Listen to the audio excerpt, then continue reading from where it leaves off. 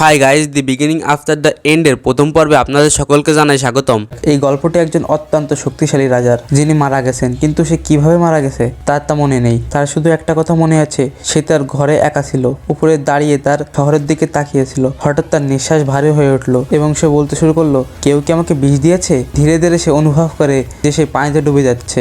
তারপর সে একটা কণ্ঠস্বর শুনতে পায়, তোমার নতুন জীবনে আলো খুঁজে বের করো। এরপর তার চোখ খুলে যায়। সে লক্ষ্য করে যে সে দুজন অপরিচিত লোকের মাঝখানে। তারা এমন এক কাপল যাদের ঘরে সবেমাত্র একটি সন্তানের জন্ম হয়েছে। তারা খুব খুশি এবং শিশুটিকে আর্থার নামে ডাকছে। সে লক্ষ্য করে যে শিশুটি আর কেউ নয়, সে নিজেই। তার মায়ের নাম অ্যালিস এবং বাবার নাম রোনাল্ডস। তারা খুব খুশি এবং আর্থারের অনেক যত্ন নিচ্ছে। আর্থার মনে করে যে তার পুনর্জন্ম হয়েছে, কিন্তু মজার বিষয় হলো তার পূর্ববর্তী জীবনের সমস্ত স্মৃতি এখনও আর্থারের ভিতর রয়ে গেছে। সে দেখতে শিশুর মতো, কিন্তু তার মন একজন অভিজ্ঞ রাজার মতন। কিন্তু মনের দিক থেকে রাজা হওয়া সত্ত্বেও তার শরীরের উপর এখনও তার কোনো নিয়ন্ত্রণ নেই। মানে সে অনেক চেষ্টা করার পরও প্রস্রাব বন্ধ করতে পারেনি। আর্থার মনে করে যে এই দেহটি তার জন্য একটি কারাগারের মতো। সে এখনও মনে করে যে সে হয়তো স্বপ্ন দেখছে, কিন্তু ধীরে ধীরে টাইমের সাথে সে মানিয়ে নেয় এবং সে এটাকে সম্মান করতে শুরু করে। তারপর একদিন সে তার বাবা রেনার্সকে জাদু করতে দেখে। সে তার জাদু দিয়ে একটা বড় পাথর ভেঙে ফেলে, কিন্তু সেও আহত হয়। তারপর তার স্ত্রী অ্যালিস গিয়ে তাকে হিল করে ফেলে। এটা দেখে আর্থার বুঝতে পারে যে এই পৃথিবী তার আগের পৃথিবী থেকে অনেক আলাদা। এখানে মানুষ জাদু ব্যবহার করতে পারে। আর্থার ভাবতে শুরু করে যে যখন সে বড় হবে তখন কি সেও তাদের মতো জাদু ব্যবহার করতে পারবে। তারপর তার মা আর্থারকে বলে, চলো আর্থার, তোমার ঘুমানোর সময় হয়েছে। আর্থার এই ছোটো ছোটো জিনিসগুলো পছন্দ করে। তার মা এবং বাবা তার এত যত্ন নেন যে তারা তার খাওয়া থেকে শুরু করে ঘুমানো পর্যন্ত সব বিষয়ে অনেক মনোযোগী। সে মনে করে তার আগের জন্মের কথা। সে একজন রাজা হওয়াতে তার প্রচুর পরিমাণে শত্রু ছিল, যার জন্য সে ঘুমাতে পারতো না। ধীরে ধীরে সময়ের সাথে আত্মার হামুর হাঁটতে শিখে গিয়েছিল।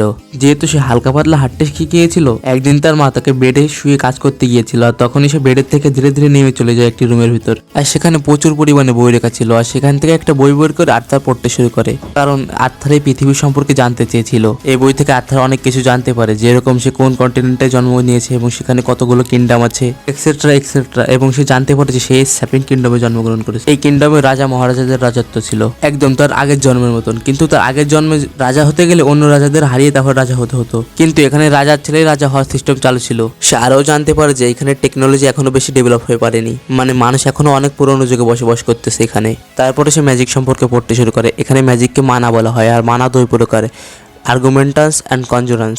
আর্গুমেন্টাস লোক নিজের মানাকে ফোকাস করে নিজের স্ট্রেংথ এবং স্পিড বাড়াতে পারত, মানে নিজের বডিকে শক্তিশালী বানাতে পারত। কনজুরেন্স লোক নিজের মানাকে ব্যবহার করে নিজের আশেপাশের জিনিসগুলোকে কন্ট্রোল করতে পারত, এরকম হাওয়া পানি। এবং এই ম্যাজিকগুলো সবার ভাগ্যে থাকে না, প্রতি 100 জনের ভিতরে একজনের ভাগ্যে থাকে। যদিও এই ম্যাজিকগুলো কারো কাছে জন্মগতভাবে থাকে না। এটা তখনই অ্যাক্টিভেট হয় যখন একজনের বয়স 12 থেকে 13 বছর হয়, তাও প্র্যাকটিস করার পর। আর্থার ওই বইটা থেকে আরো মানা সম্পর্কে জানে এবং কিভাবে কন্ট্রোল করতে হয় সেটাও শিখতে শুরু করে। বই পড়ার পর আর্থার নিজের মানা করে উপর কন্ট্রোলের প্র্যাকটিস করতে শুরু করে দিয়েছিল। তারপর তার মা ওইখানে চলে আসে এবং বলে, মনে হয় তুমি পটি করে দিয়েছো। আর তার এত মনোযোগ সহকারে পড়তেছিল যে সে কখন পটি করে দিয়েছে সে বুঝতে পারে না। কারণ হচ্ছে তার বডির উপর তার কোনো প্রকারই কন্ট্রোল ছিল না। তখন আর্থার ভাবে এই বডিটি তার জন্য আসলে একটি কারাগারের মতো, এবং তারপর তার মা তার ডাইপারটা চেঞ্জ করে দেয়। ধীরে ধীরে সময় কেটে যায় এবং এই পৃথিবীতে আর্থারের বয়স 2 বছর হয়ে গিয়েছিল। আমাদের দেখানো হয় রিনোড আর্থারের হাতে একটা স্টিক দেয় এবং আর্থার সেটা দিয়ে শর্ট প্র্যাকটিস করতেছিল। তখন এলাইস এখানে চলে আসে এবং রাগেশ্বরী বলে, তুমি আমার কিউট আর্থারকে এটা কি শিখাচ্ছ? এবং তারপর রেনার্সকে বকা দিতে থাকে। এখন এইসব দেখে আর্থার মনে মনে ভাবতে থাকে, এই দুনিয়াতে মনে হয় বিবাহের পরে নারীদেরই বেশি পাওয়ার, কিন্তু একে কে বুঝিয়ে বলবে যে সব জায়গায় একই কাহিনী ভাই। এরপর আমাদের দেখানো হয় এলাইস আর্থারকে নিয়ে মার্কেটে গিয়েছে, কারণ আর্থারের বাইরে ঘুরতে যাওয়া অনেক পছন্দ। এইখানে সে নতুন নতুন জিনিস দেখতে পায় যেগুলো তার পুরনো দুনিয়াতে ছিল না। নতুন নতুন ওয়েপন্স অ্যান্ড বিভিন্ন লোকের বিভিন্ন ধরনের ম্যাজিক আর্থারের কাছে অনেক ভালো লাগতো। আর্থারের বাবা আর্থারের প্রচুর পরিমাণে যত্ন নেয় এবং অনেক বেশি ভালোবাসে। এইসব তার জন্য একটা নতুন এক্সপিরিয়েন্সের জন্ম দেয়, কারণ আগের জন্ম আর্থার যখন একটা বাচ্চা ছিল তখন তাকে একটা অনাথ আশ্রমে ছেড়ে দেওয়া হয় এবং সে কখনো তার বাবা মার চেহারা দেখেনি। পরিবার কি জিনিস সে মোটেই সেটা জানতো না, যার জন্য সে ভাবতে থাকে যে এই জীবনটা তার জন্য এতটাও খারাপ নয়। একদিন আর্থারের মা তাকে ঘুম পাড়ানোর জন্য নিয়ে যাচ্ছিল এবং আর্থার তখন তাদের ঘরে লাইব্রেরির দিকে ইশারা করতে থাকে এবং বলে, আমাকে বই পড়তে দাও।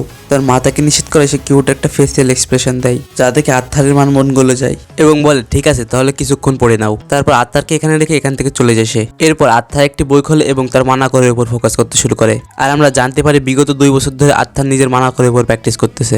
মানাকর হচ্ছে মূলত পুরো বডির মানাকে এক জায়গায় এনে সেটার উপর ফোকাস করা, এটাকে মানাকর বলে। এইখানে আমাদের দেখানো হয় এলাইস এবং রেনল্ডস তাদের ঘরের বাইরে দাঁড়িয়ে দুজনে কথা বলতেছিল, আর তখনই তাদের ঘরের ভিতর অনেক জোরে একটা বিস্ফোরণ হয়। রেনাল্ডস জীবনের ঝুঁকি নিয়ে তার স্ত্রীকে বাঁচিয়ে নেয়, কিন্তু তার সাথে তার পিঠটাও অনেক খারাপভাবে জ্বলে যায়। কিন্তু তাদের কাছে সব থেকে বড় চিন্তার বিষয় ছিল যে সেই সময় ঘরের ভিতর আত্মারও ছিল। দুজনে অনেক ভয় পেয়ে যায় এবং আত্মাকে দেখার জন্য দৌড়ে ঘরের ভিতর ঢুকে যায় এবং এমন কিছু দেখতে পায় যা তারা দুজনে বিশ্বাস করতে পারতেছিল না, যে একটি 2 বছরের বাচ্চা কি করে এমনটা করতে পারে। আমাদের দেখানো হয় যে আত্মা হাওয়ায় ভাসমান ছিল এবং সে ফাইনালি নিজের মানাকরকে কন্ট্রোল করতে শিখে গিয়েছিল।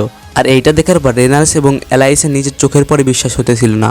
এরপর আত্মা নিচে নেমে আসে এবং সে অনেক খুশি ছিল, কারণ সে নিজের মানাকরকে কন্ট্রোল করতে শিখে গিয়েছিল। এবং তখন উপর থেকে সিলিং ভেঙে আত্মার দিকে পড়তে লাগে এবং আত্মার দৌড়ে বাঁচার চেষ্টা করার পরেও সে সফল হয় না, কারণ সে তো ছিল একটা বাচ্চাই। তখন তার মা এবং বাবা তাকে বাঁচিয়ে নেয়, কিন্তু আত্মার দেখতে পায় যে তার মা এবং বাবা কান্না করতে শুরু করে দিয়েছে। সে বুঝতে পারে না যে তারা কেন কান্না করতেছে। সে ভাবতে লাগে যে আমাকে বাঁচানো তাদের কর্তব্য, আর তারা তাদের কর্তব্য পালন করেছে, আর এতে কান্না করার কি হলো, তাদের তো গর্ব করা উচিত। এইসব জিনিস সে তার পূর্ব জীবনে কখনো এক্সপিরিয়েন্স করেনি এবং সে এই দুনিয়ার কোনো বইতেও এটা পড়েনি। এবং সে ফিল করে যে ফ্যামিলির অর্থ কি, এবং তারপর সে নিজেও কান্না করতে শুরু করে দেয়। আর এর সাথে সাথে এই এপিসোডটা এখানেই শেষ হয়ে যায়। এই এপিসোডে আমাদের সেরকম কোনো ভালো অ্যাকশন দেখানো হয় না, কারণ এই এপিসোডে শুধুমাত্র আর্থারের স্টোরি বিল্ডের পিছনে সময় বের করা হয়েছে। কিন্তু নেক্সট এপিসোডগুলোতে যখন আর্থার ধীরে ধীরে বড় হবে এবং তার জার্নি, অ্যাডভেঞ্চার এবং অ্যাকশনগুলো দেখানো হবে, তখন আসলেই দারুণ লাগবে। ধীরে ধীরে একটার পর একটা মিস্ট্রি খুলতে থাকবে এবং যখন আপনারা এর কাহিনীটা বুঝতে পারবেন তখন আপনাদের কাছে অবশ্যই এটা দারুণ লাগবে। আর আসলে এই অ্যানিমেটা 2025 সালের একটি সেরা অ্যানিমে হতে চলেছে। আর এই অ্যানিমে নেক্সট পার্ট দ্রুত পাওয়ার জন্য ভিডিওটা একটি লাইক, কমেন্ট আর চ্যানেলটাকে সাবস্ক্রাইব করে দিন। আর গাইজ, আপনাদের জন্য একটা প্রশ্ন, যে আর্থারের বাবার কাছে কোন ধরনের পাওয়ার ছিল, আর্গুমেন্টাস নাকি কনজুরেন্স?